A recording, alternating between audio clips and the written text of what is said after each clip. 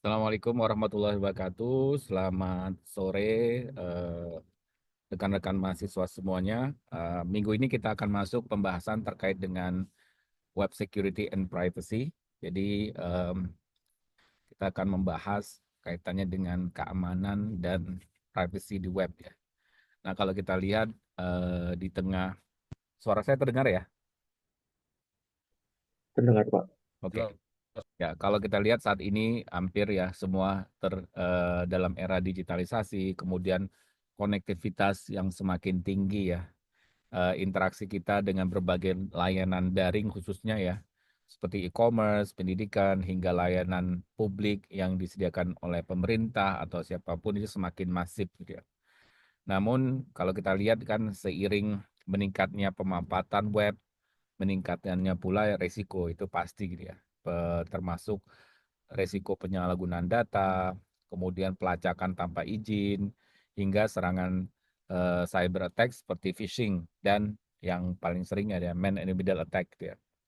Nah, topik hari ini tidak hanya nanti mengupas masalah teknis ya, seperti SSL atau TLS dan browser fingerprint ya, tapi juga akan menyoroti bagaimana trust ya, trust pengguna terbentuk dalam konteks usability security sesuai mata kuliah kita yang kita pelajari saat ini gitu ya. Jadi kita akan membedah bagaimana perancangan sistem keamanan tidak hanya aman secara teori ya, tapi juga dapat digunakan dan yang paling penting itu dipahami oleh user dalam hal ini ya manusia atau kita gitu. Nah, tujuan perkuliahan hari ini harapannya teman-teman mahasiswa itu pertama itu memahami kerangka kerja trust dalam interaksi dengan web ya, kepercayaan.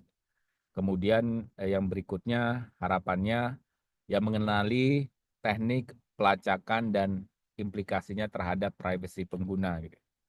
Kemudian kita juga diharapkan mahasiswa diharapkan bisa menilai efektivitas alat atau pendekatan yang digunakan untuk pelindungan privasi dan keamanan web. Nah, ini nanti kita akan lihat dan tentunya harapannya dari ini dari semua materi yang nanti disampaikan mahasiswa bisa merefleksikan ya. Bagaimana sih mendesain interface atau antarmuka dan apa sih indikator keamanan yang mempengaruhi persepsi dan kebutuhan pengguna gitu ya. Kita lihat biasa kalau kita buat browser tiba-tiba ada alert dan sebagainya. Ini kan sangat ada butuh keputusan apakah kita go ahead atau tidak dan sebagainya gitu. Jadi itu yang nanti mungkin sedikit akan kita bahas. Nah, ini outline yang nanti kita akan eh, bahas pertama terkait dengan trust ya, trust on the web atau kepercayaan ya. Jadi bagaimana kepercayaan itu dibangun dalam lingkup sebuah website ya. Nanti kita akan melihat pyramid of trust ya, yang menjelaskan proses bertahap di mana pengguna itu memutuskan apakah mereka akan berinteraksi atau memberikan informasi atau data pribadi hingga menjalin hubungan atau relationship dalam jangka yang panjang dalam sebuah situs. Saya yakin teman-teman punya nih situs-situs yang mungkin jangka panjang kita selalu terhubung dan sebagainya. Atau teman-teman sangat trust kepada sebuah website sehingga teman-teman memberikan data pribadi dan sebagainya dan sebagainya. Itu yang pertama gitu. Kemudian yang kedua terkait dengan online tracking ya. Nah, online tracking ini harapan nanti kita membahas teknik pelacakan yang sering dilakukan oleh situs web dan pihak ketiga. Nah, ini sangat marak ya terjadi saat ini gitu ya. Jadi mulai dari misalkan bagaimana tantangan regulasi seperti misalkan do not track itu kan saat ini banyak juga browser ya ada do not track dan sebagainya gitu kan serta apa sih dampaknya terhadap privacy dan etika dan seterusnya gitu. Dan yang ketiga nanti kita bicara private browser. Saya yakin teman-teman apa sih private browser gitu ya. Ini sering digunakan bagi orang pentester ataupun yang ingin interaksinya tidak tidak dapat ini ya, tidak dapat di-track dan seterusnya. Pada dasarnya ya melindungi jejak digital pengguna gitu ya. Jadi apakah pertanyaannya sederhana, apakah benar fitur itu melindungi kita sepenuhnya? Apa saja batasannya? Dan bagaimana browser seperti Brave dan macam lain-lainnya ya, atau NoScript ada itu menawarkan perlindungan data pribadi yang lebih kuat atau privacy yang lebih kuat. Jadi itu tiga topik bahasan kita. Nah, ini trust on the web. Nah, ini salah satu ya, kepercayaan tentu menjadi fondasi untuk seluruh aktivitas digital. Apakah pengguna akan mengisi formulir pendaftaran gitu. Jadi sederhananya itu ada yang bocor ya. Oke, apakah pengguna akan misalkan kita masuk ke dalam sebuah website dan ada formulir. Pertanyaan sederhana, apakah si pengguna akan mengisi formulir pendaftaran tersebut dan seterusnya, ataukah mau pengguna memasukkan kartu kredit? Ini kan tergantung dari trust ya, trust on the web dan seterusnya. Nah, kepercayaan ini kan tidak bisa hadir secara instan gitu ya. Jadi kalau kita buat website yang mungkin orang nggak pernah kenal, saya yakin ya tadi orang ragu-ragu untuk mengisikan apalagi yang tadi yang sifatnya data-data sensitif dan seterusnya gitu ya. Jadi trust itu ya tadi terbentuk secara bertahap ya melalui interaksi, pengalaman, persepsi terhadap reputasi dan keamanan sebuah situs dan sebagainya. Ini nanti akan coba kita lihat ya. Oke. Nah, ini kalau kita bicara ini ya, Pyramid of Trust. Ini model Pyramid of Trust ini dikembangkan oleh Nelson ya, Nelson Norman Group ya, yang coba membantu memahami dari 5 tingkatan trust atau kepercayaan pengguna secara lebih struktural gitu ya. Jadi kalau kita lihat yang pertama, kalau kita ini sederhana mental model kita. Pertanyaan kalau kita pakai mengakses web ya. Pertanyaannya adalah apakah situs web tersebut membantu saya gitu ya, membantu kita mencapai tujuan saya gitu. Kenapa kita mengakses website Dukcapil? Kenapa kita mengakses website misalkan Telkom University? Kenapa itu kan apakah website itu membantu mencapai tujuan saya gitu. Kemudian yang kedua kita harus bertanya juga, apakah situs itu lebih baik dari opsi yang lain gitu ya. Dan juga ada juga apakah saya bersedia berbagi data pribadi di sini gitu. Misalkan kalau kita mengakses sebuah website yang mungkin kita tidak kenal website dari luas, apakah kita mau sembarangan membagi data pribadi? Ini kan ada kasus yang kemarin ada PSE yang ditutup gitu kan. Orang berbagi-bagi masukin biometrik gitu. Pertanyaan kalau apalagi kebayang kan kalau apakah kita benar-benar percaya untuk membagi data pribadi kita terhadap website tersebut gitu. Kemudian ya apakah situs itu bisa bisa kita percaya gitu untuk menyimpan data sensitif kita dengan aman gitu. Bagaimana kita bisa memastikannya gitu. Nah, atau tadi apakah saya cukup gitu ya, nyaman menjalinkan hubungan jangka panjang? Apakah misalkan contoh tentu kalau kita bicara apa bank gitu. Kita kan biasa pakai online itu kan cukup yang jangka panjang gitu. Artinya kita memang percaya gitu, trust dengan online banking dan seterusnya. Itu mungkin karena kita ada tujuannya gitu dan sebagainya. Nah, ini menjadi sebuah gambaran ya bagaimana kepercayaan terhadap sebuah situs web itu terus berkembang ya. Jadi mulai dari keterikatan awal hingga komitmen yang sifatnya jangka panjang gitu.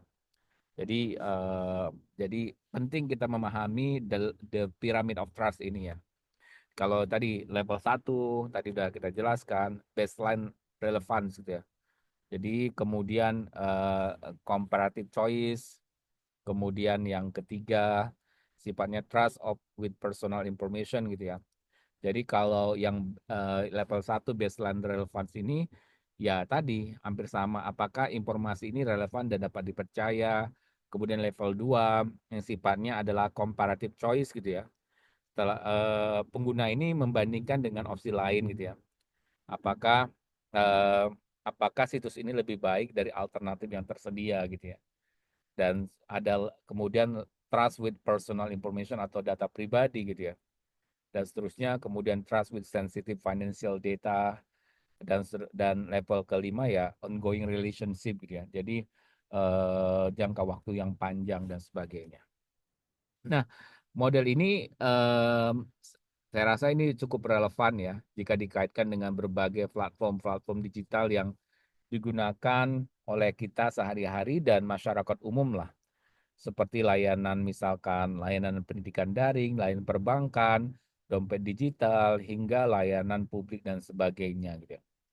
Nah, menariknya sebenarnya kalau kita menjadi catatan ya, banyak situs itu gagal membangun kepercayaannya karena langsung menagih level 3 dan 4 gitu. Seperti meminta data pribadi atau pembayaran tanpa memastikan bahwa level 1 dan 2 ini telah terpenuhi gitu. Jadi ini menciptakan trust gap ya. Menciptakan sebuah trust gap yang berisiko ya menyebabkan end user pengguna itu ya drop up ya atau bahkan tidak percaya dan sebagainya. Nah, ini menjadi sebuah perhatian ya pada saat kita mendesain sebuah web security dan sebagainya gitu. Nah, ini sedikit overview ya. Kalau kita bicara apa namanya sebuah menjadi komunikasi yang aman di internet yaitu terkait dengan penggunaan SSL ya. SSL dan penerusnya ada TLS. Nah, SSL dan TLS ini pada dasarnya kan merupakan protokol kripto ya yang dirancang harapannya bisa menjamin confidentiality, integrity, dan authentication dalam komunikasi data di internet gitu ya. Nah, biasanya keduanya bekerja dengan mengenkripsi data yang dikirim oleh pengguna dan server dan seterusnya gitu. Nah, mungkin em, saat kita misalkan mengakses sebuah website dengan awalan HTTPS gitu ya. Nah, ini artinya bahwa situs tersebut telah menggunakan protokol SSL atau TLS. Nah, ya, ya apa? Biasanya kita mengakses layanan perbankan, e-commerce. Kebayang nggak? Kalau perbankan kita tidak menemukan tadi yang HTTPS with S gitu ya. Tentu trust-nya akan berkurang gitu. Jadi bahwa keberadaan, namun perlu dicatat juga kadang-kadang kalau secara visual keberadaan gembok yang ini ya, keberadaan gembok ini tidak selalu berarti bahwa situs tersebut aman secara keseluruhan ya. Ini hanya menjamin bahwa koneksi kita dengan server misalkan telah terenkripsi dan berasal dari sumber yang terotorisasi gitu. Jadi itu oleh karena itu sebenarnya memahami bagaimana protokol ini bekerja secara menyeluruh menjadi sangat penting, gitu ya. Terutama dalam mendesain sistem dan juga nanti misalkan mengevaluasi kebijakan, keamanan digital dan sebagainya. Jadi itu apa yang mungkin penting ya. Selanjutnya, selanjutnya kalau kita lihat ya, ini ada beberapa contoh ya, what we want to defend against gitu ya. Jadi pada dasarnya melindungi komunikasi online itu tadi dari berbagai ancaman gitu. Jadi di sini ada dua jenis ancaman utama yang perlu kita hindari ya. Ada dua threat model atau the common attack yang sering terjadi yaitu penyadapan komunikasi atau istilahnya snooping. Jadi ancaman ini adalah tadi ya pihak ketiga melakukan penyadapan antara pengguna dan situs web. Jadi ini bisa berupa misalkan isi pesan yang dikirimkan, termasuk informasi pribadi, kredensial login, atau kaitannya dengan data finansial. Ini yang pertama biasanya itu. Kemudian season token. Token ini biasanya season token ini juga kadang-kadang bisa tadi penyadapan. Gitu. Token autentikasi yang digunakan agar pengguna tetap login tanpa perlu masukkan ulang kata sandi. Ini biasanya seperti itu juga. Biasanya serangan seperti ini tuh eh, menunjukkan bahwa ya mudah mengambil session token ini di jaringan publik yang tidak terenkripsi. Jadi itu. Kemudian yang kedua adalah kalau kita bicara inilah man in the middle attack gitu ya. Jadi kalau man in the middle attack ini ya tadi penyerang menyisipkan diri di antara Alice and Bob misalkan atau pengguna dan situs tujuan. Tujuannya apa? Ya bisa jadi bisa mengubah isi komunikasi, mencuri atau menyadap informasi-informasi sensitif, bahkan eh, kadang-kadang ya tadi menyamar sebagai situs yang sah. Ini termasuk kita misalkan bca.com, A-nya terbalik, itu orang kadang-kadang nggak aware gitu ya.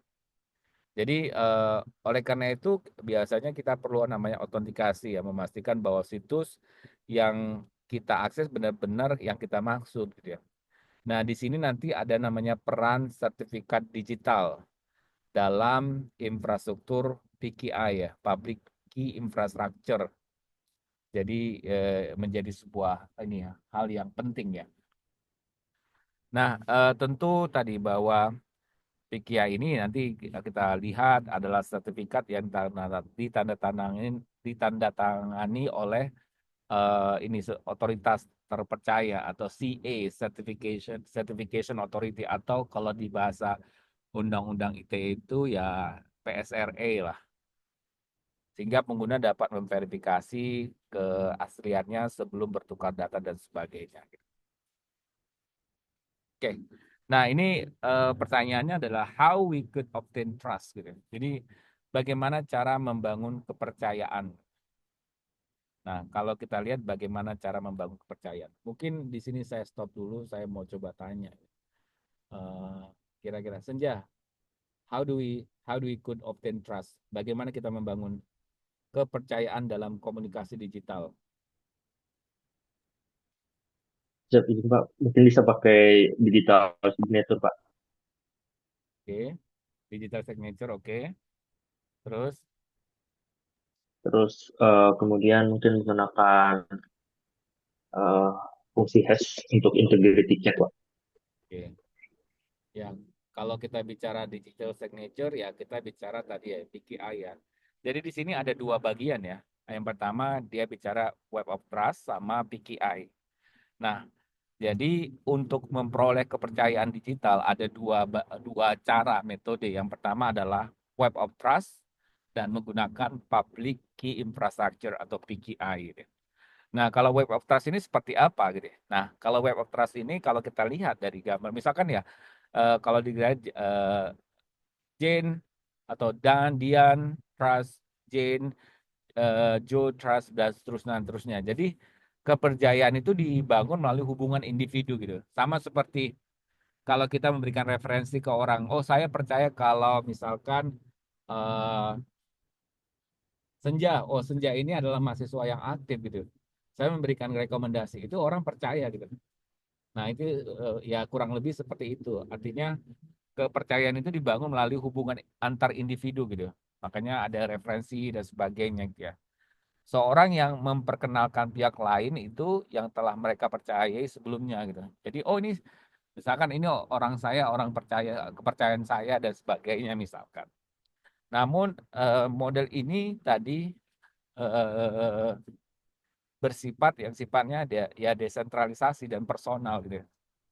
Nah, ini mungkin kalau kita bicara desentralisasi, mungkin nanti kan, wah ini bagian ini kayak sepertinya bisa peluang ini untuk menerapkan blockchain gitu kan. Sedangkan kalau PKI itu adalah centralized, ada CA gitu kan. Makanya ada namanya PKI itu ada centralized PKI, ada pengembangan disebut sebagai decentralized PKI gitu ya. Jadi eh, meskipun kalau kita lihat ya secara teoritis ideal untuk komunikasi kecil yang saling mengenal, dalam prakteknya sebenarnya ini Web of Trust ini ya sulit dilakukan ya. Ya kompleksitas hubungan itu dan kurangnya struktur ini ya otoritas itu membuat pendekatan ini jarang digunakan secara luas, terutama untuk internet publik. Makanya mungkin kalau saya lihat ya Web of Trust ini bisa dicoba dikembangkan dengan menggunakan konsep blockchain, mungkin seperti itu. Jadi eh, contoh Web of Trust yang paling populer apa kira-kira? Ada yang tahu nggak? Ya PGP itu Pretty Good Privacy itu salah satu bentuk Web of Trust gitu, dan sebagainya gitu. Kemudian yang kedua Public Key Infrastructure ya. Nah ini ya pendekatan terstandar dan tersentralisasi gitu ya. Yang banyak digunakan yang hampir banyak digunakan saat inilah. Terdapat CA, otoritas yang terpercaya ya, dipercaya untuk menerbitkan sertifikat digital atau PSRE gitu ya. Ada kunci publik dan sebagainya gitu ya. Nah, struktur PKI ini tadi menciptakan kepercayaan yang ada sebuah rantai otoritas ya yang dapat diverifikasi ya. Nah, ini yang digunakan hampir semua situs HTTPS yang kita temui di internet. Nah, dulu tuh mungkin teman-teman dari BSSN gitu ya.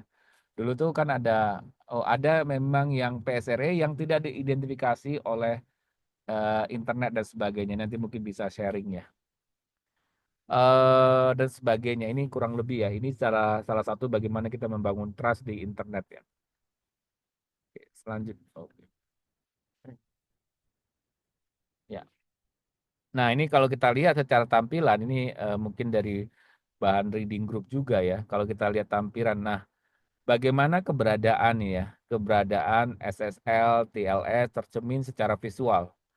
Nah, saat ini kan udah tercermin lah apakah dia itu sudah secure atau tidak gitu ya. Nah, kadang-kadang dari sisi end user ini kan tidak melihat ya proses kriptografi yang kompleks di balik sebuah koneksi HTTPS. Mereka don't care about the hitung-hitungan matematisnya kripto gitu ya. Yang mereka lihat adalah tadi indikator visual dalam browser gitu. Dan disinilah persepsi aman atau tidaknya sebuah situs dibentuk. Kira-kira contoh misalkan saya nggak tahu, mungkin saya mau tanya, kira-kira bagaimana persepsi mungkin ini jihad di Akbar, jihad apa ya? Jihad di Akbar. Kira-kira menurut jihad ini em, apa yang apa ya? Apa yang kamu lihat dari melihat sebuah simbol hijau, kemudian ada gembok dan sebagainya. Apa yang kamu rasakan pada suatu saat kamu akses website ada simbol hijau, terus ada Trust Alliance, ada gembok dan sebagainya. Apa yang muncul di ya Nah, di persepsinya jihad gitu. kalau kalau saya sih nganggapnya ya berarti aman gitu, Pak. Ya, aman. Melindungi. Ya itu salah satu kan. Kita nggak perlu tahu kompleksitas. Tapi tadi bahwa ini belum tentu ya aman secara oh dia sudah terenkrip dan seterusnya gitu ya. Jadi kalau kita lihat jadi apa? eh, namun kadang seringkali nih ya pemahaman pengguna terhadap indikator ini kadang tidak tepat. Eh, Hal ini bisa dimanfaatkan oleh pihak yang tidak bertanggung jawab. Contoh misalkan kalau kita lihat ada ini ada contoh pengguna ini yang eh, sertifikat standar, kemudian ada extended validation EV certification dan sebagainya gitu ya. Jadi eh, mungkin banyak juga pengguna yang kadang-kadang tidak membedakan antara gembok hijau sederhana dengan EV certificate gitu ya. Kadang misalkan bahkan beberapa situs penipuan kini juga sudah bisa menggunakan HTTPS dengan sertifikat domain yang murah gitu loh. Kebayangkan seperti itu dan ini mudah diperoleh gitu. Eh, Oleh karena itu, jadi kalau kita lihat bahwa desain indikator keamanan ini perlu tidak hanya secure, tapi usable dan understandable gitu ya. Jadi usable dan dapat dipahami gitu. Jadi bukan hanya sekedar oh ini aman, tapi juga harus usable dan dipahami gitu.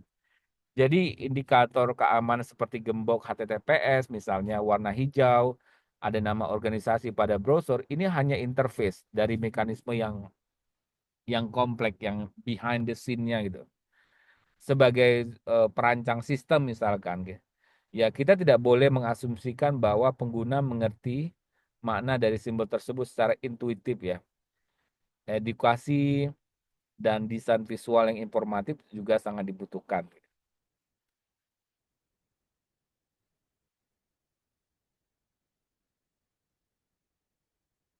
Nah, nah kalau kita lihat di sini perbandingan ini ada em, bagaimana indikator keamanan khususnya HTTPS dan SSL itu ditampilkan secara berbeda-beda dari dari berbagai browser dan platform gitu.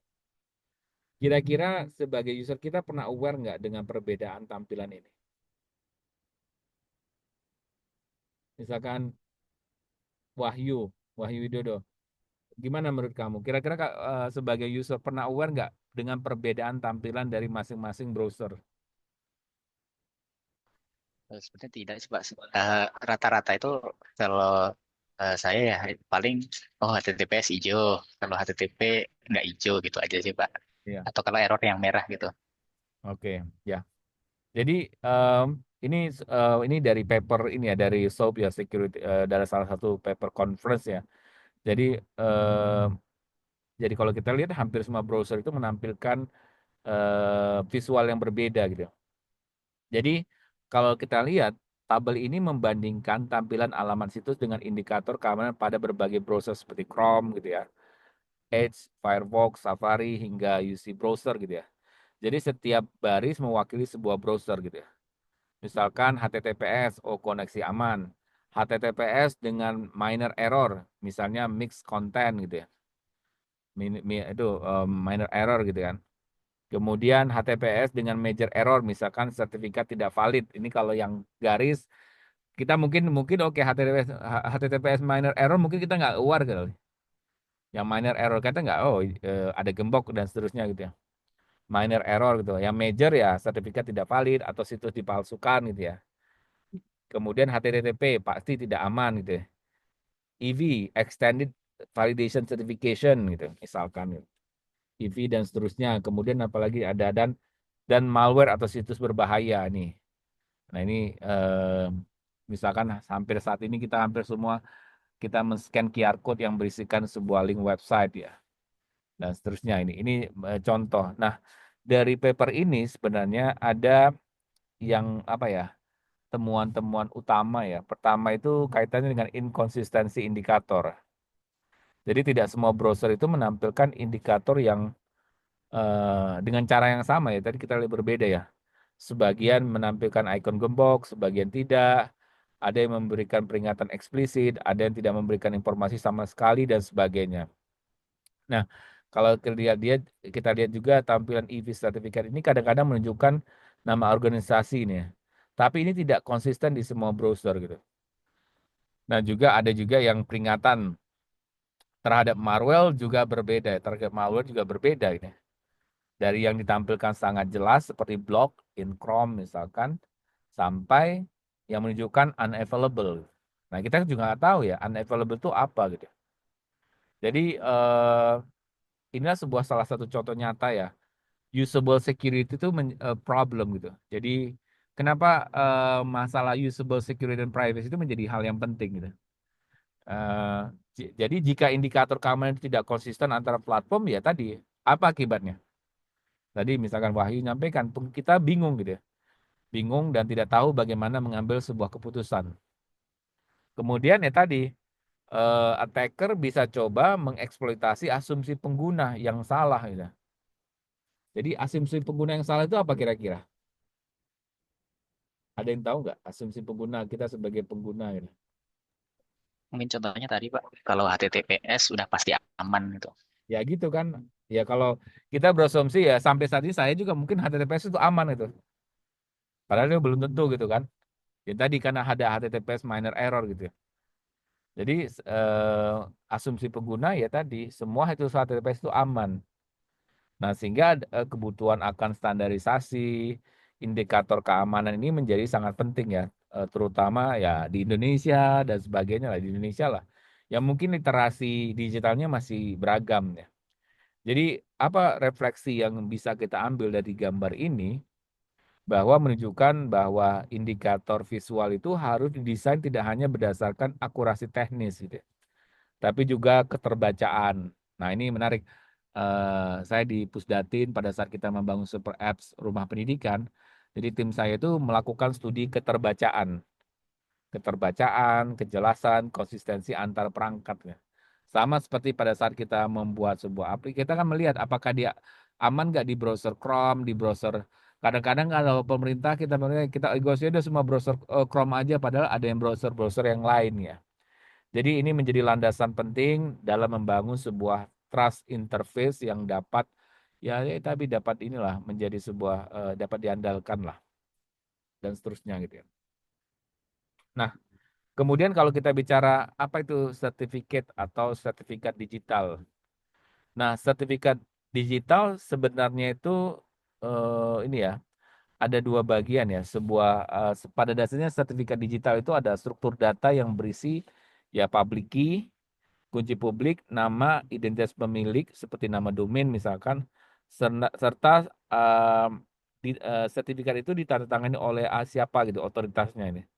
Jadi tanda tangan digital tersebut memiliki identitas pemilik dengan kunci publik. Dan itulah yang membangun sebuah kepercayaan bahwa entitas yang kita hubungi adalah benar-benar sesuai dengan entitas yang tertulis gitu. Sama seperti kalau kita mau ngirim surat, ya kita percaya bahwa surat kita akan terkirim ke yang menerima dan sebagainya. Jadi dalam konteks sertifikat ya, issuer ini adalah tadi ya pihak yang menerbitkan dan menandatangani sertifikat.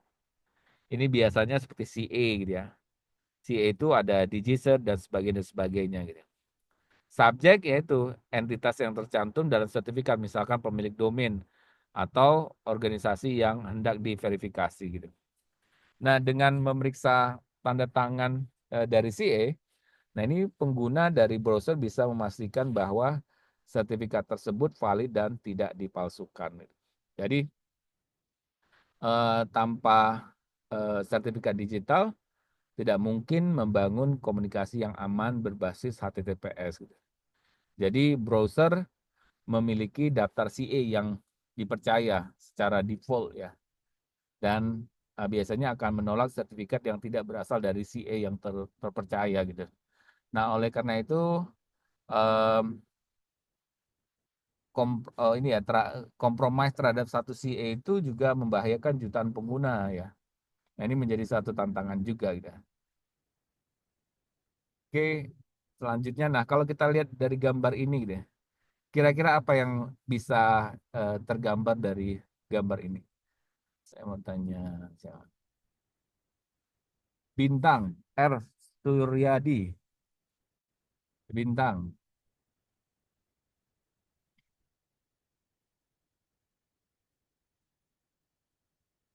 Bintang, ada?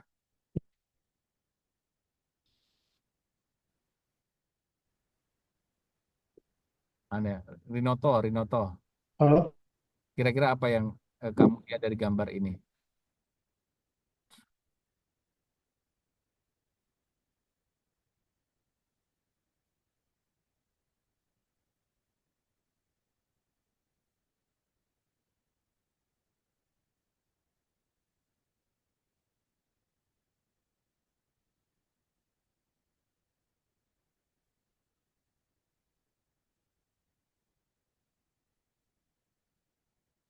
Oke, lanjut dulu ke Hendar. Hendar One. Apa Hendar One? Hendar One. Ya Pak, mungkin di sini ada sebuah apa namanya sertifikat yang sifatnya digital yang di dalamnya terdiri dari ada public key, kemudian name itu identitas dari apa institusinya, kemudian ada tanda tangannya gitu Pak. Nah, kalau kita lihat dari gambar ini ya, sebenarnya ini konsep dasar sertifikat digital ya, secara teoritis ya. Jadi kalau kita lihat pada slide itu contoh eh, ada ilustrasi ya, itu misalkan bayangkan ini sebuah sertifikat atau surat pengesahan gitu ya, yang menyatakan misalkan ini adalah milik si Bob dengan kunci apa kalau kita lihat ini adalah ini sebuah pernyataan surat pengesahan, oh ini milik Bob dengan kunci publik 91 udah 912342 misalkan, dan ditandatangani oleh otoritas tertentu, dan kurang lebih seperti itu kan ya. Nah, dalam praktiknya tanda tangan ini itu adalah digital dan tidak bisa dipalsukan tanpa mengetahui kunci privat dan isu dari issuer gitu ya. Nah, ilustrasi ini harapan bertujuan ya untuk menyederhanakan ya pemahaman bahwa pada dasarnya sertifikat itu adalah jaminan keaslian identitas yang bisa diverifikasi secara kriptografi gitu. Nah, kalau kita lihat di bagian kanan gitu ya, yang contoh di bagian kanan nih, gambar di kanan itu menunjukkan bagaimana sertifikat sebenarnya terlihat jika kita membukanya melalui perintah, melalui ini ya, CMD misalkan, Open SSL dan sebagainya. Di sana kita bisa melihat ya, elemen-elemen penting seperti public key, kunci yang digunakan untuk enkripsi, subject name, issuer, signature, kemudian valid, from, until, extension, dan sebagainya. Nah, menampilkan real certificate ini penting untuk apa? Untuk menunjukkan bahwa meskipun pengguna hanya melihat ikon gembok, ada banyak informasi penting yang tersembunyi di baliknya gitu. Jadi tidak hanya sekedar melihat ikon gembok gitu. Ya, kalau ikon gembok ya tadi bisa aja tadi dibuat-buat, misalkan ya contoh dimanipulasi atau seperti apa gitu ya. Ini kemudian memperkenalkan pada mahasiswa juga, ini harapannya pada teman-teman ya, tools praktis yang bisa digunakan untuk melakukan infeksi terhadap sertifikat secara langsung gitu ya. Kemudian terkait dengan literasi teknis dan sebagainya. Nah, memang tidak semua user mau ngulik sampai dalam, ya. Saya yakin tidak semua gitu ya. Nah, ini menjadi tantangan juga gitu ya. Jadi bahwa sertifikat ini bukan sekedar formalitas, ya pada dasarnya adalah membangun sebuah kepercayaan ya antara pengguna dengan layanan digital. Nah, kalau kita lihat gambar ini, apa yang bisa kita ini? Silakan mungkin ini Rinoto, monggo apa yang terlihat dari gambar ini? Siap izin Pak menjelaskan kalau terkait gambar ini itu masih terkait dengan sertifikat juga, di mana tampilannya ada 3 tombol di mana apa si pengguna itu bisa, setahu saya ini si pengguna bisa klik apa bisa memilih, ada pilihan trust atau tidak, don't trust gitu sih Pak, Ya, terkait dengan sertifikatnya gitu. ya, terima kasih ya. Ini sebenarnya warning ya. Ya, ini warning dalam jadi ini sistem itu menyatakan bahwa si ini ya applet this applet was signed itu ya itu dijalankan ditandangin oleh Umlitech Software Inc. misalkan seperti itu kan. Sertifikat ini diautentikasi oleh apa nih Tuate Consulting dan sebagainya, sebuah CA Certificate Authority. Lalu di sistem ini bertanya langsung kepada pengguna, do you trust this certificate? Ya opsinya tadi ada 3 gitu ya, trust, do not trust, sama show certificate. Nah, masalahnya yang muncul ya dalam konteks usability adalah pertama itu ya tadi tingkat kejelasan. Saya yakin sebagian besar pengguna tidak mengenal nama perusahaan. Kira-kira kita tahu nggak nama CA? Saya yakin tidak semua pengguna tahu perusahaan penerbangan CA ya atau CA tersebut gitu ya. Mereka juga tidak punya basis informasi untuk memutuskan apakah boleh percaya atau tidak gitu. Atau yang kedua, yang masalah kedua adalah terlalu teknis. Kebayangkan kalau ini show certificate ya mungkin hanya orang-orang yang tertentu saja yang bisa memahami show certificate yang akan menampilkan detail teknis yang sulit dipahami oleh pengguna non teknis. Dan yang berikutnya tadi desain trust interface-nya ini seperti sekarang seringkali menyerahkan keputusan itu pada pengguna yang tidak mungkin yang ya newbie atau yang memang bukan non teknis dan sebagainya. Nah, apa yang mungkin bisa diambil bahwa peringatan seperti ini ada beberapa hal yang perlu menjadi pertimbangan adalah desain peringatannya yang jelas ya dan kontekstual dan mudah dipahami lah kurang lebih seperti itu ya.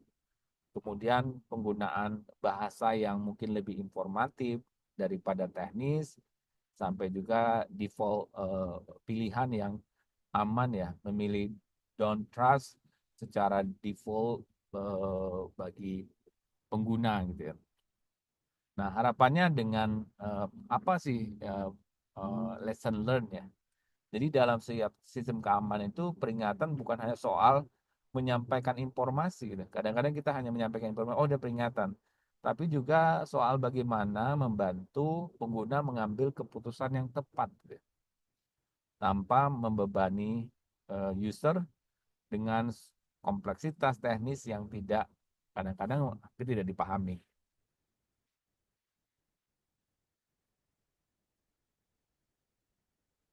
Nah, ini juga sama gitu ya. Jadi kalau kita lihat ini browser Opera gitu, ya beda-beda kan ya. Opera, Safari dan sebagainya gitu ya. Jadi ini beberapa jenis masalah yang diperlihatkan gitu ya. Jadi ada 3 panel peringatan yang ditampilkan dalam slide ini gitu ya. Pertama, peringatan sertifikat tidak lengkap atau incomplete change misalkan. Kemudian ada sertifikat ditandatangani oleh otoritas yang tidak dikenal. Jadi ini berarti si E-nya tidak ada dalam daftar ini trusted browsernya gitu. Jadi biasanya akibatnya ya sertifikatnya dianggap tidak dapat diverifikasi gitu. Kemudian informasi teknis sertifikat itu tidak valid dan sebagainya. Nah, permasalahannya dalam konteks usability tadi yang bahasa digunakan terlalu teknis dan tidak informatif ya. Tombol reject, ini kan ada 3 nih, tombol reject, approve, sama help gitu ya. Ini tidak dibarengi dengan penjelasan konsekuensi. Jadi harusnya kan sebelum misalkan reject gitu ya, kita approve apa akibatnya, reject apa akibatnya dan seterusnya gitu ya. Jadi ini menjadi salah satu apa ya, bagian penting ya bahwa peringatan ini ya sering diabaikan juga dan salah pahami juga. Maka tantangannya sebagai desainer atau sebagai engineer lah misalkan, bagaimana membangun sebuah sistem yang bisa mengambil keputusan yang aman untuk pengguna dan seterusnya. Nah, ini berikutnya kalau kaitannya dengan ini peringatan di Chrome ya. Jadi peringatan keamanan terkait dengan sertifikat digital yang tidak terpercaya gitu. Apa yang terjadi? Ya, pengguna mencoba mengakses situs misalkan apa gitu ya. Namun tadi sertifikat disajikan tidak ditandatangani oleh CA yang dipercaya dan sebagainya. Jadi macam-macam bentuknya dan apa? Kadang-kadang kita tadi ada pada saat ini yang mencegah akses tanpa Chrome ini kan menggunakan warna mencolok ya, merah, kuning dan sebagainya gitu. Kemudian memberikan pilihan ada back to safety, proceed anyway. Kita kan ada back to safety adalah sebagai opsi aman gitu ya. Ada proceed anyway. Kadang-kadang kita juga pakai proceed anyway nih jika pengguna memilih eh, mengabaikan peringatan. Ya mungkin kalau kita yakin bahwa oh ini website saya nih, mungkin karena saya nggak punya belum panjang lisensi saja gitu ya. Jadi proceed anyway jika pengguna memilih mengabaikan peringatan, kemudian ya help me understand gitu ya, misalkan seperti itu. Gitu. Jadi untuk melihat penjelasan lebih rinci. Nah kalau kita lihat di sini juga selanjutnya, nah ini ada Mozilla nih, Mozilla kurang lebih sama gitu ya. Jadi ada sifatnya this connection is untrusted. Apa artinya gitu ya? Artinya ya Firefox ini mencoba mengakses situs gitu ya, tapi tidak dapat memastikan bahwa koneksinya tersebut benar-benar aman. Jadi kalau kita lihat browser itu menyatakan bahwa situs tidak menyajikan bukti identitas yang sah dan bisa jadi situs itu menggunakan self signed ya. Jadi self signed dan sebagainya atau ada kemungkinan juga ada serangan man in the middle attack ya, man in the middle ya. Sedang berlangsung gitu. Jadi ada beberapa pilihan di situ kan, ada beberapa pilihan get me out there, kemudian technical detail, I understand the risk misalkan seperti itu. Nah, di sini kalau kita lihat bahwa Firefox itu mengambil sebuah pendekatan berbasis edukasi ya. Jadi membedakan jalur untuk pengguna awam dan pengguna yang ahli misalkan menyediakan penjelasan dalam bahasa yang dapat dimengerti if you understand misalkan what's going on gitu dan sebagainya gitu. Nah, namun perlu dicatat juga bahwa banyak pengguna tetap akan mengklik misalkan add exception misalkan tanpa membaca karena keinginan untuk cepat masuk situs dan seterusnya. Nah, apa yang mungkin bisa kita pelajari gitu ya? Pesannya ini adalah memberikan peringatan yang jelas dan tegas itu. Kemudian, tapi tetap tadi menyisakan sebuah ruang ya, pengguna untuk mengambil keputusan berdasarkan pemahaman. dan tidak hanya dengan otoritas tapi juga edukasi dan seterusnya. Gitu.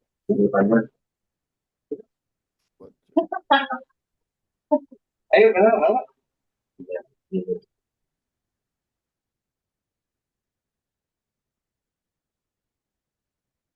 Oke,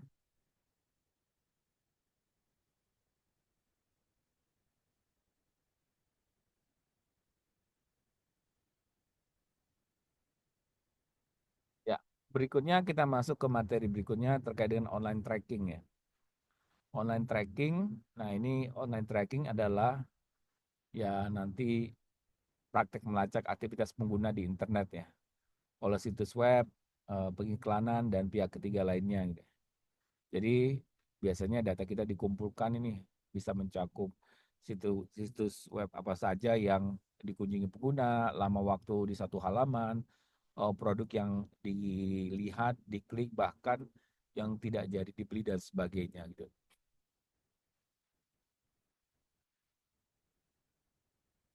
Nah, kalau kita lihat sini online tracking gitu ya,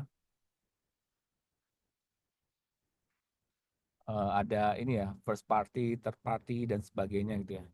Nah, kalau kita lihat bicara first party ya tracking. Nah, first party ini adalah situs utama yang kita kunjungi gitu ya.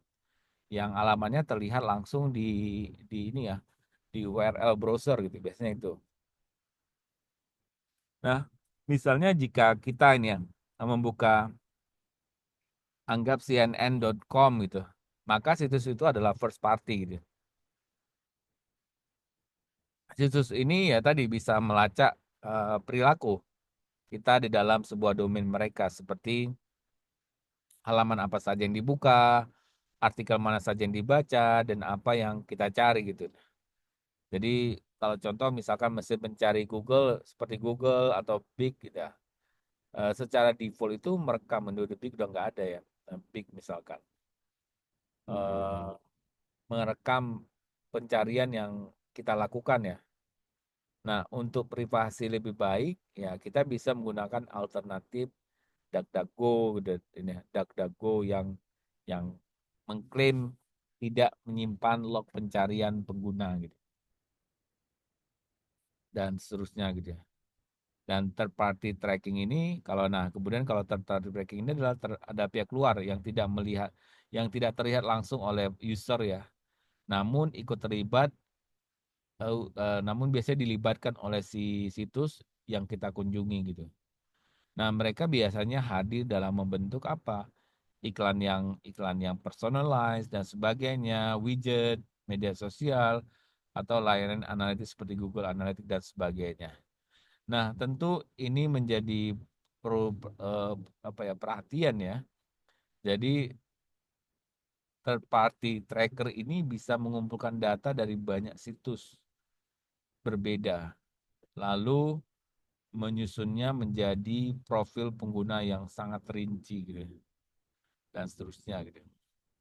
Jadi apa yang bisa kita ambil bahwa mengenali perbedaan antara first party dengan third party tracking adalah langkah pertama yang untuk bisa mengendalikan privacy online kita gitu. Jadi ini salah satu hal yang penting. Nah, kalau kita lihat dari gambar ini dari online behavior advertising atau OBA gitu, OBA ya. Jadi OBA ini iklan yang dipersonalisasi berdasarkan perilaku pengguna gitu. Jadi OBA ini adalah praktek menampilkan iklan yang disesuaikan dengan kebiasaan, minat, dan aktivitas online pengguna. Nah, model ini sangat apa ya? Penting ada cookies tracking, kemudian ada profil pengguna yang dikompilasi secara ini ya diam-diam, misalkan integrasi lintas situs dan perangkat dan seterusnya gitu. Jadi kalau kita lihat beberapa inti adalah OBA ini menunjukkan bagaimana data dapat digunakan untuk dapat digunakan untuk menciptakan pengalaman yang lebih relevan ya, tapi juga membuka ruang baru untuk eksploitasi. Tantangan ini bisa sebagai tantangan ini ya sebagai profesional IT atau apapun adalah bagaimana merancang sistem yang etis, transparan, dan memberikan sebuah kontrol kepada pengguna. Nah, ini berkaitan dengan Undang-Undang Perlindungan Data Pribadi dan seterusnya. Oke, selanjutnya. Nah, kalau kita lihat dari slide-nya, do not track ya. Do not track itu seperti apa gitu ya. Nah, kalau kita lihat do not track ini adalah salah satu upaya untuk memberikan kontrol kepada pengguna atau pelacakan, yaitu inisiatif do not track ya, DNT ya. Nah, DNT ini ya standar dari W3C ya, World Wide Consortium ya, untuk memperkuat privasi pengguna di web. Nah, kalau kita lihat di sini, ide dasarnya itu sebenarnya sangat sederhana ya. Jadi, pengguna mengaktifkan opsi do not track di pengaturan browser, kan ada tetap kita klik gitu ya. Kemudian bisanya browser mengirimkan header khusus jika ke setiap situs web yang dikunjungi. Kemudian situs web menghormati gitu ya, eh, atau berhenti melakukan pelacakan-pelacakan yang sifatnya non esensial dan sebagainya. Nah, refleksinya yang mungkin bisa kita dapatkan adalah tadi DNT ini adalah sebuah contoh bagus ya, dan fitur yang secara desain usable tapi secara kebijakan ini ya lemah gitu ya, dan seterusnya. Nah, jadi sebenarnya pertanyaannya ini adalah apakah privasi pengguna itu bisa apa ya eh, bisa dilindungi dan sebagainya gitu. Oke. Selanjutnya ini kaitannya dengan apa? Apakah ada alat atau tools ya yang benar-benar efektif untuk menghentikan pelacakan? Jadi kalau kita lihat ada pengaturan privacy di browser itu kan ada. Nah, sebagian besar browser saat ini tuh menyediakan berbagai fitur untuk membatasi pelacakan, gitu. Misalkan yang pertama kalau kita bicara cookie blocking, cookie blocking gitu. Memblokir cookie pihak ketiga secara otomatis. Ada P3P, Platform for Privacy Preference. Ini sebenarnya upaya lama ya untuk mengkomunikasikan kebijakan privacy situs secara otomatis, namun kini sudah usang gitu ya. Kemudian ada juga Tracking Protection List ya, TPL.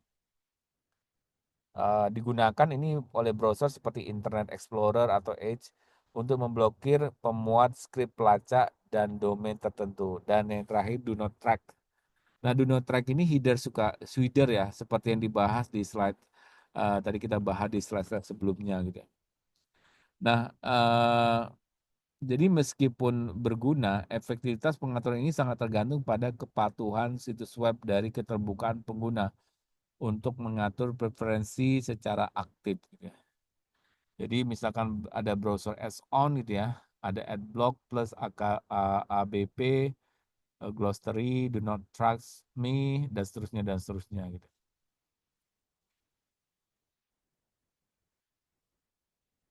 Kemudian di sini juga kita lihat ada contoh tampilan gitu ya. Mungkin saya coba nanya kira-kira Yudi Arfan, kira-kira apa yang terlihat di gambar ini?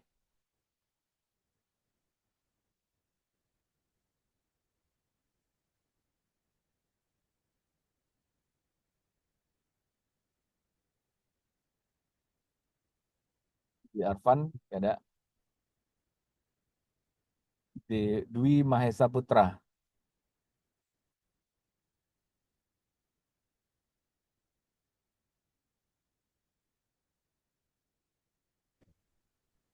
Gak ada? Iya, Ya, iya Pak, izin Pak Yudis. ya. Kira-kira apa yang kamu bisa ceritakan dari gambar ini? Kalau yang saya lihat Pak, jadi aplikasi ini kayak semacam apa namanya add-on siapa ya? Jadi aplikasi ini berfungsi untuk melakukan blokir-blokir terhadap apa namanya semacam Google AdSense, kemudian Twitter Base, Omnitur, dan lain sebagainya. Jadi secara otomatis ketika aplikasi tracker blockingnya ini di-on-kan, maka secara otomatis akan memblokir apa namanya fitur-fitur yang ada di web tersebut, Pak. Oke, thank you. Nah, kalau kita lihat tadi ya, ada duanya, ada contoh ini, disconnect dan blur gitu ya, disconnect dan blur. Nah, di disconnect dan blur. Kalau disconnect ini adalah ekstensi browser yang tadi memetakan dan memblokir permintaan pelacakan. Misalkan berdasarkan kategori ada advertising, analitik, sosial, konten, dan sebagainya gitu ya. Nah, tampilannya ini misalkan menunjukkan jumlah permintaan yang diblokir, estimasi waktu dan bandwidth yang dihemat misalkan, atau opsi untuk whitelist dan seterusnya gitu. Nah, disconnect ini bekerja di back end atau di background dan memberikan kontrol real time ya bagi pengguna atas siapa yang sedang mencoba mengakses data kita dan sebagainya gitu. Kalau Blur ini berfokus pada proteksi data pribadi dan identitas pengguna gitu ya. Termasuk misalkan pemblokiran tracker, masking email, kartu kredit dan nomor telepon dan seterusnya gitu. Nah, apa yang bisa kita simpulkan kalau ini adalah alur seperti disconnect dan blur ini adalah bagian penting dari pelindungan privacy saat ini gitu. Jadi kalau kita jadi ini salah satu bentuk perlindungan seperti apa gitu. Kadang-kadang kan kita nggak tahu data kita di atas siapa saja dan seterusnya gitu ya. Jadi ini merupakan ini ya cara baru ya. Dan jadi pengguna itu sadar, proaktif, dan memiliki kapasitas untuk memahami serta memanfaatkan dengan bijak dan sebagainya. Nah ini kalau yang ini yang gambar existing privacy tool. Kira-kira nah saya Oke. Bayu Prasetyo, apa yang bisa kamu simpulkan dari slide ini? Bayu Prasetyo, Iya, Pak. kira-kira apa yang tergambar di slide ini? Apa yang terlihat? Kalau yang sebelah kanan itu saya bacanya dia tool untuk tracker blocking ya, Pak. Sekaligus ada advertising blocker juga. Kemudian kalau yang sebelah kiri yang privacy badger itu dia juga sama sebagai tracker tracker broker. Pernah pakai tools ini nggak? Em, belum Pak, belum pernah. Nah ini ya oke. Jadi apa? Kalau misalkan kamu menggunakan tools ini, apa yang kamu rasa? Apa yang kamu ya apakah apa persepsinya seperti apa gitu? Melihat seperti ini gitu.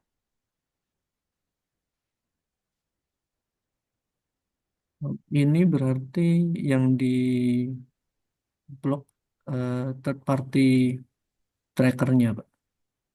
Ya berarti kita tahu kan sebenarnya siapa sih yang terhubung dengan data kita, ada segala macam lah, kurang lebih seperti itu ya. Iya. Kalau kita lihat privacy badger ini ini oleh dari EFF itu, EFF itu Electronic Frontier Foundation. Jadi ini salah satu ekstensi browser yang secara otomatis mempelajari dan memblokir pelacakan berdasarkan perilaku ya.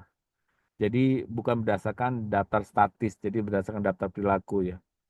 Jadi jika sebuah domain terlihat melacak kita ya di banyak situs, maka privacy badger ini akan secara otomatis menandainya lah, ditandai di tag ya sebagai pelacak dan memblokirnya gitu. Nah kita kan nggak tahu siapa yang jadi hidup itu sama lah seperti di dunia nyata gitu. Mungkin dulu ada orang yang memata-matai kita ya sama di dunia cyber ya banyak ada juga orang yang mematai kita gitu. Seperti itu gitu. Nah, di sini juga kalau kita lihat ya di situ di gambar yang itu ada sekitar 45 ya tracker potensial. Nah, ini memberikan menemukan apakah koneksi ini diizinkan secara penuh dan sebagainya. Nah, dan seterusnya lah gitu ya. Jadi kalau kita lihat bahwa eh, privacy badger ini lebih adaptif dan kontekstual ya. Tapi butuh waktu ya untuk membangun sebuah efektivitas gitu ya. Nah, kalau yang Ghostery ini tampilannya ini lebih informatif dan ada kontrol detailnya ya. Jadi ini salah satu pelopor dalam visualisasi pelacakan web. Ini menarik kan kalau ini ada visualisasinya nih. Jadi kalau di CNS itu ada 15 tracker di dalam CNN gitu ya, .com gitu ya. Jadi kategori trackernya seperti advertising, analytics, widget sosial dan sebagainya gitu ya. Nah, opsi ini memblokir tracker per kategori atau secara keseluruhan. Nah, dalam contoh di slide ini, pengguna dapat melihat tadi ada 14 tracker diblokir dari total 15, misalkan ada 10 tracker periklanan, dan seterusnya gitu ya. Nah, kenapa tools ini relevan ya?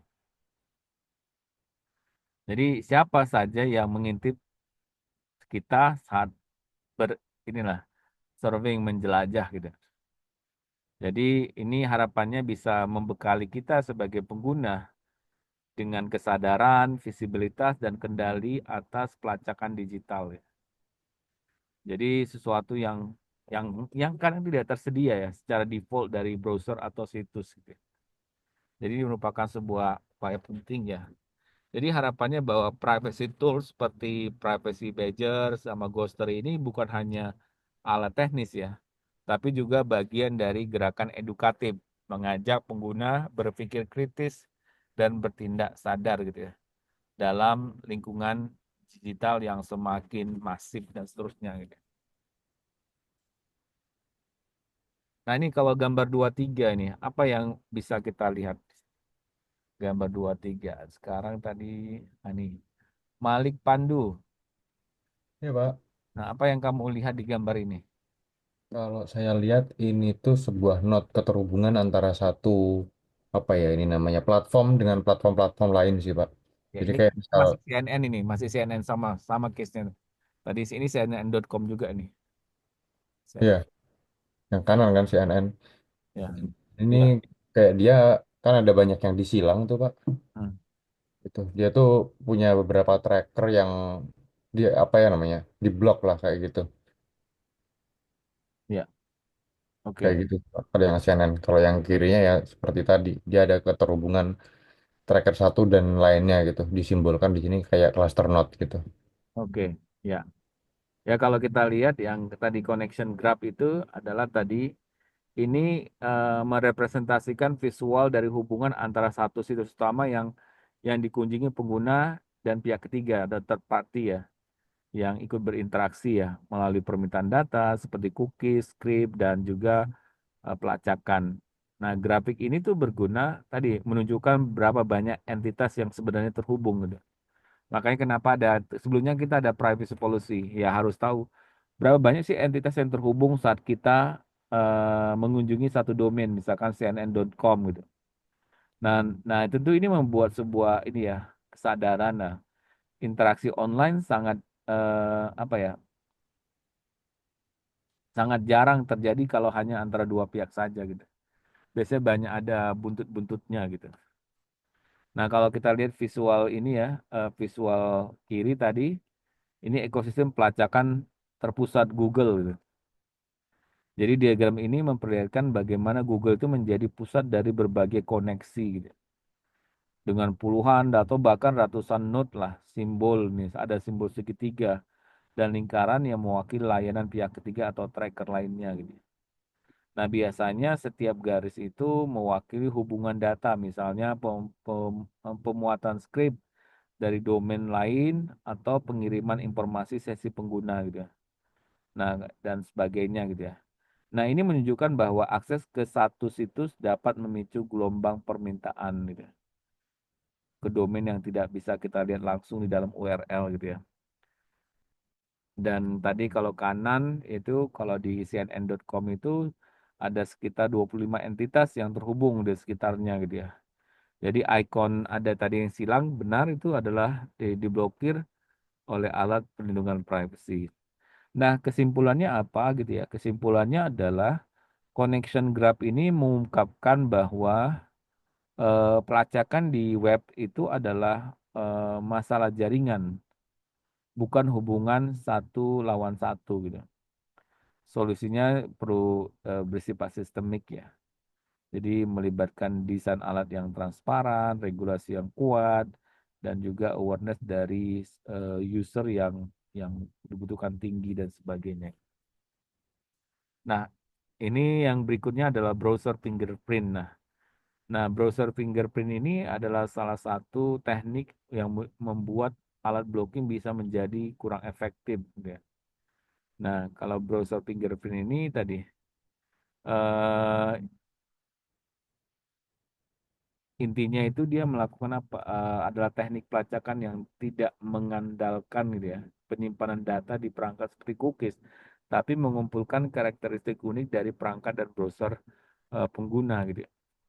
Jadi dengan kombinasi cukup banyak gitu ya, pelacak dapat menciptakan identitas unik fingerprint untuk membedakan satu pengguna dari yang lainnya gitu ya. Bahkan jika mereka membersihkan cache atau cookies gitu. Nah, karakteristiknya yang dimanfaatkan itu adalah misalkan contoh beberapa fitur yang digunakan dalam fingerprint itu mencakup misalkan fonts yang tersedia gitu. Jadi setiap perangkat ini memiliki kumpulan font yang berbeda-beda. Ada juga kaitannya dengan user agent string ya, mengungkap detail sistem operasi dan seterusnya gitu. Nah, mengapa ini mengkhawatirkan gitu ya? Nah ini tidak terlihat oleh pengguna, tidak bisa dihapus seperti cookies. Jadi beda kalau cookies kan kita bisa hapus gitu. Kalau ini tidak gitu. Tetap efektif bahkan jika pengguna menggunakan Ignito gitu. Ignito kan kita sering Ignito mode atau menghapus data browser gitu.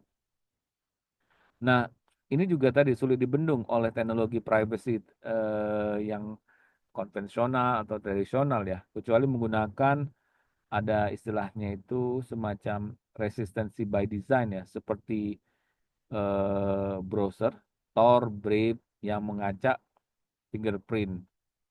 Kemudian mode anti fingerprint di Firefox dan simpulnya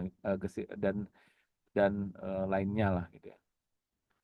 Jadi browser fingerprint ini adalah sebuah bentuk pelacakan yang halus tapi persisten gitu ya.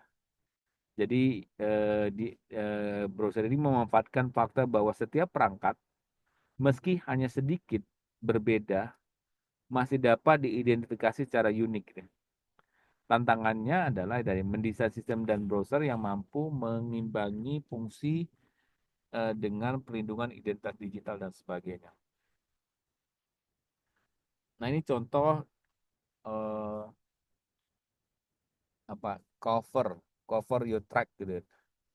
Nah, mungkin saya nih ada yang bisa nih apa yang bisa dilihat dari sini.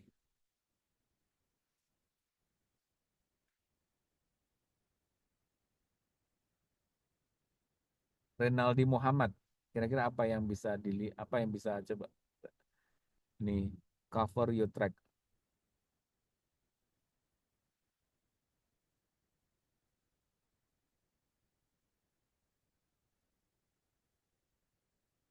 Jadi kita seberapa unik jejak digital kita gitu.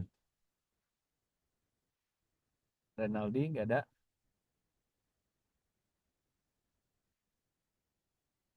Iputu Bayu,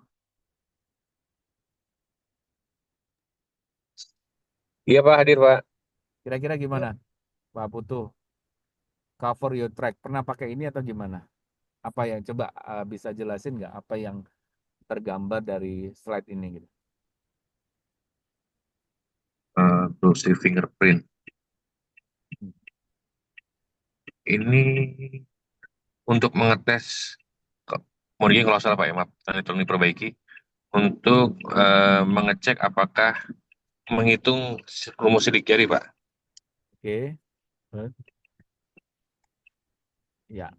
Yang digunakan untuk biasanya di beberapa gadget yang menggunakan aplikasi keamanan yang menggunakan fingerprint.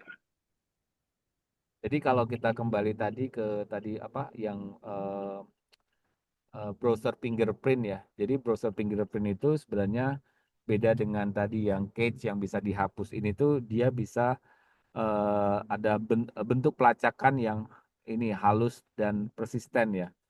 Nah, kalau cover your track ini sebenarnya ini salah satu alat pengujian yang mungkin paling populer. Saya nggak tahu teman-teman udah coba, coba nanti bisa dicoba ya untuk menilai seberapa unik jejak digital kita saat berselancar di internet. Jadi bukan fingerprint yang ini, bukan finger kita pakai. Ini lebih kepada kan setiap orang itu punya keunikan ya, keunikan pola pada saat kita berselancar gitu loh. Nah, dia itu bisa menguji ini sebagai alat pengujian ini yang digunakan untuk menilai seberapa unik jejak digital kita saat berselancar di internet gitu ya. Nah, ini dikembangkan sih oleh Electronic Frontier sama IFF juga gitu. Nah, eh, sebelumnya sebenarnya dikenal dengan namanya itu apa ya? Di sini tuh namanya eh, ada sebelum ini tuh ada namanya itu saya lupa namanya. Jadi kalau cover your track itu adalah layanan yang memungkinkan kita menguji berapa banyak informasi yang bisa dikumpulkan oleh pelacak dari konfigurasi browser kita gitu. Jadi kita punya browser ini. Nah, makanya kalau kita kan sebenarnya di browser itu kita bisa memprofiling atau yaitu pasti dengan cookie. Nah, ini itu pada dasarnya adalah layanan memungkinkan kita menguji berapa banyak informasi yang bisa dikumpulkan oleh pelacak dari konfigurasi browser kita gitu. Jadi itu gitu. Nah, ini hal yang menarik ini bagi teman-teman yang coba mendalami digital forensik ya untuk browser gitu. Jadi alat ini mengidentifikasikan apakah browser kita itu pertama memblokir iklan dan tracker gitu ya, ataukah mencegah pelacakan yang tidak terlihat. Nah, ini kemarin sempat juga ada CVA ya, CVA dari BSSN itu, oh ada browser Chrome yang segala macam gitu ya. Dan tadi menghindari tadi browser fingerprint ya, atau justru menciptakan fingerprint yang unik gitu ya. Nah, kalau kita lihat di sini ada perlindungan sebagian dari protection partial, your browser is as unique fingerprint dan sebagainya gitu ya. Jadi kalau kita lihat yang dimaksud ini ada partial protection terhadap ads dan invisible tracker gitu. Namun ada juga yang sifatnya your browser has unique fingerprint. Artinya apa? Browser kita itu tetap bisa dilacak karena karakteristiknya unik. Jadi browser kita itu tetap bisa dilacak karena karakteristiknya unik. Nah, ini mengindikasikan bahwa apa meskipun pengguna merasa aman karena memakai ini ya ad blocker atau mode incognito, setiap pelacakan yang lebih canggih tetap bisa kita ditandai dan sebagainya gitu. Nah, ini maka penting ya. Nanti mungkin kita break sampai jam 6 ya. Saya selesaikan dulu. Ada 5. Browser fingerprint ini tidak memerlukan interaksi pengguna dan tidak terlihat ya, menjadikan bentuk pelacakannya sangat sulit dihindari.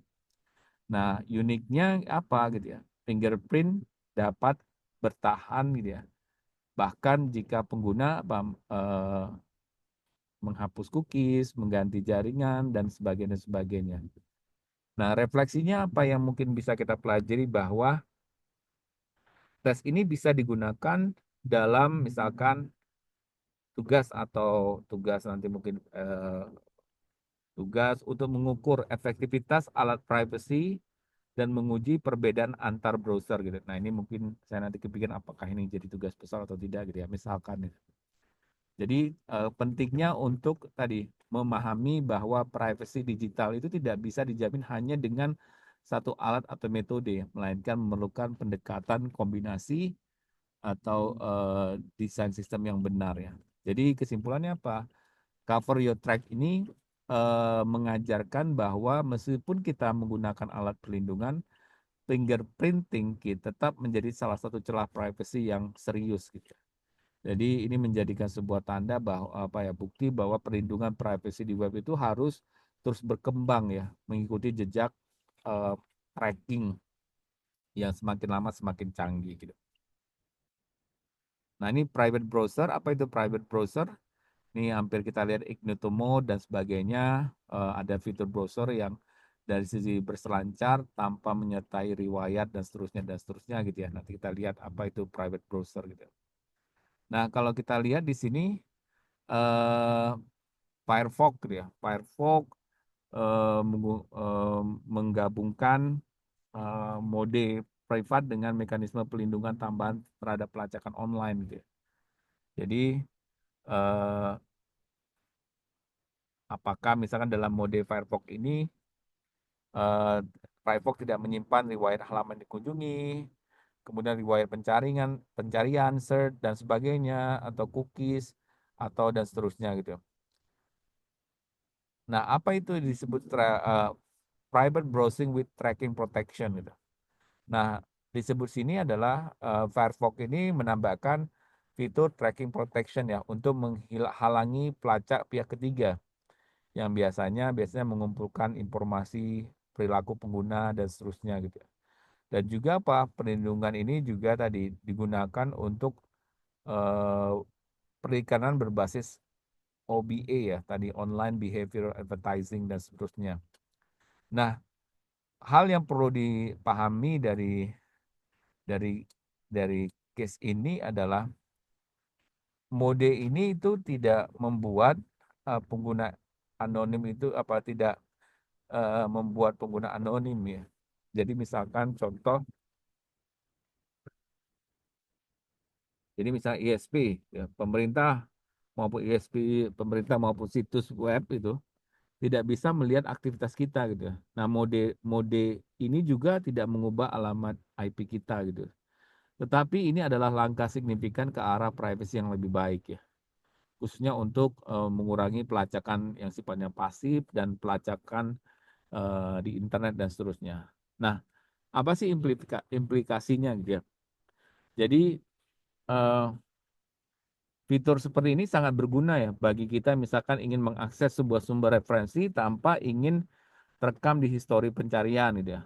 Atau melakukan pengujian keamanan atau UI UX dengan lintas akun atau menghindari personalisasi berlebihan dalam pencarian ya, dan seterusnya gitu.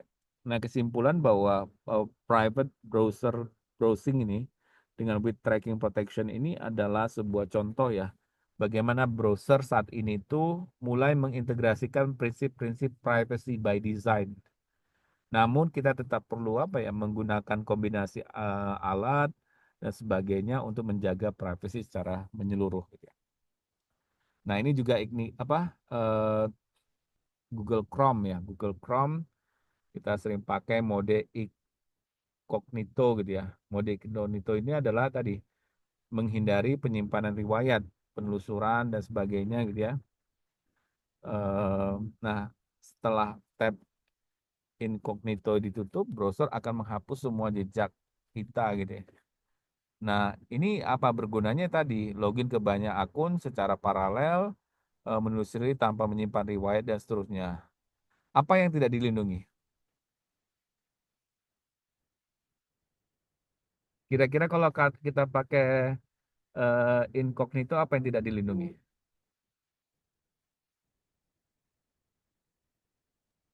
File download, Pak.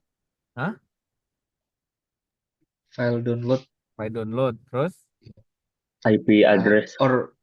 IP address ya. Jadi salah satunya ya tidak menyembunyikan alamat IP kita gitu kan, dan seterusnya. Jadi misalkan ISP atau situs yang kita kunjungi tetap dapat eh, melacak aktivitas yang kita gunakan pada dasarnya gitu. Nah, pelacak pihak ketiga itu juga masih dapat mengidentifikasikan kita melalui metode tadi, fingerprinting tadi, atau teknik pelacakan lainnya gitu. Nah, ini jadi kita mungkin mahasiswa ya bisa melihat ya, memahami batasan ini gitu ya. Apakah desain ini, misalkan you have gone incognito, sudah cukup menjelaskan resiko yang tersisa yang ada gitu ya. Kadang-kadang kita nggak tahu apa ya resiko yang lainnya dan seterusnya.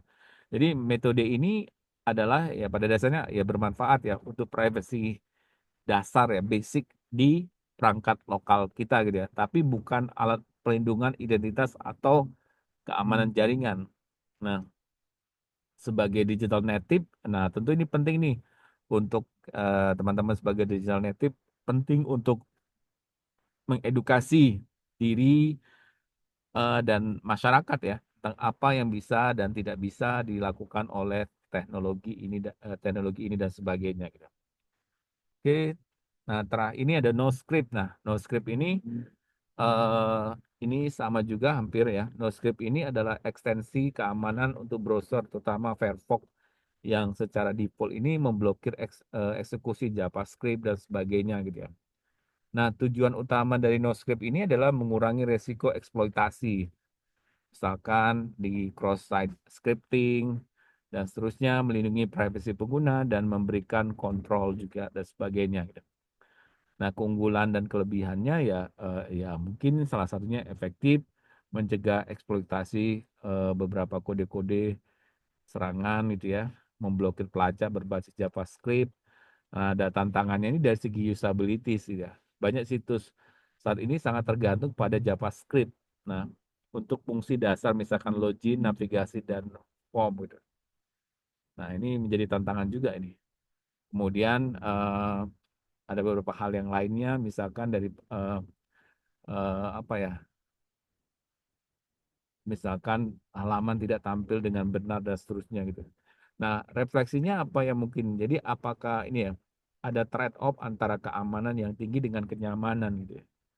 Dan bagaimana prinsip usable security dan privacy ini bisa diterapkan dalam merancang alat seperti NoScript ya, agar tetap efektif namun tetap mudah digunakan. Jadi kalau kita bicara NoScript ini adalah sebuah contoh ekstrim dari pendekatan keamanan maksimal yang bisa berdampak pada usable ya, dan sebagainya. Oke, ini Brave. Nah, saya nggak tahu di sini udah pernah pakai Brave nggak? Brave. Nah, ini sebuah browser berbasis Chrome juga ya, yang dirancang untuk memberikan pengalaman berselancar yang cepat, aman, dan bebas pelacakan. Nah, Brave itu ini open source yang secara default itu memblokir iklan, kemudian tracker, fingerprint script, dan sebagainya. Brave ini dibangun oleh sebuah tim ya, Brandon Eric, itu ada Eric pencipta JavaScript dan seterusnya gitu ya. Nah, fitur unggulannya Brave ini nanti mungkin bisa dicek sendiri, ada yang kaitannya mungkin terkait dengan ads dan tracker blocking, HTTPS everywhere, Brave seed dan fingerprint protection gitu ya. Jadi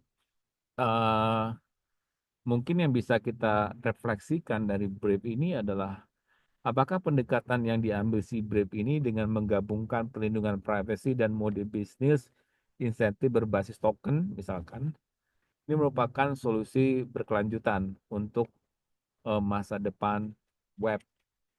Apa tantangan usability dan sebagainya gitu. Nah, di Brave ini menunjukkan bagaimana browser dapat dirancang ulang untuk memprioritaskan privacy tanpa mengorbankan kecepatan dan pengalaman pengguna.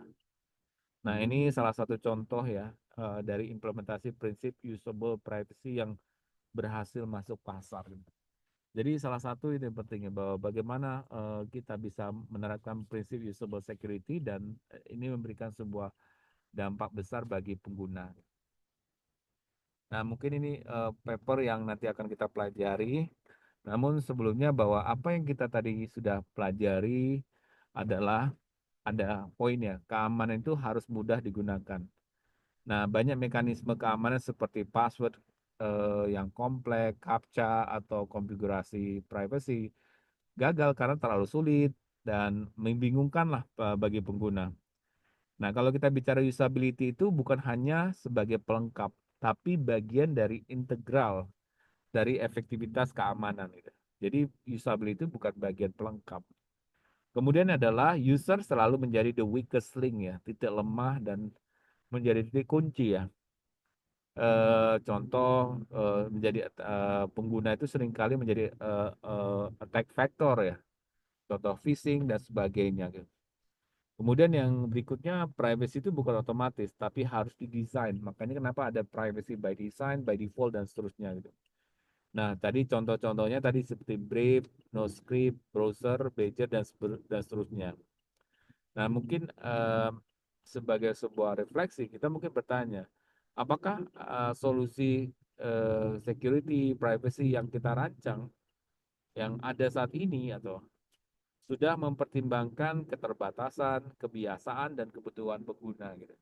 Nah, ini maka tantangan bagaimana mempelajari usable security dan privacy gitu ya. Nah, bagaimana kita bisa menciptakan pengalaman yang aman tanpa mengorbankan kenyamanan. Ini hal-hal yang dasar ya. Jadi usable security itu bukan hanya tentang teknologi, tapi tentang membangun kepercayaan melalui desain yang manusiawi, yang intuitif dan sebagainya. Dan sebagainya. Dan tentu sudah digunakan oleh pengguna. Mungkin itu dari saya. Terima kasih. Saya stop.